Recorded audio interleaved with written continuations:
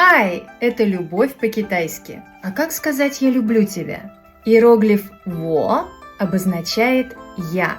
Иероглиф «ай» обозначает не только любовь, но и любить. «Ни» – это «ты».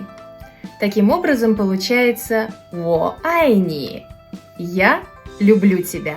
Несложно, правда? А как красиво! «Во ай ни». Кстати, если в любви признаться страшно, то «ай» можно заменить на «сихуан». «Сихуан» – это «нравится». И тогда получится «wo сихуан ни». Ты мне нравишься. Все просто.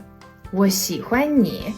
Меня зовут Анна Кузина. Я чемпион мира по китайскому языку и автор запатентованной методики быстрого изучения китайского языка. Подписывайтесь. Здесь вы найдете все об изучении китайского языка и много интересного о культуре Китая.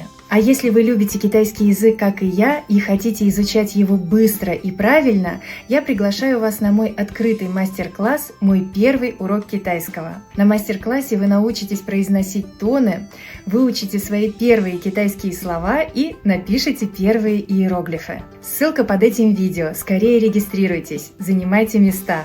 Увидимся!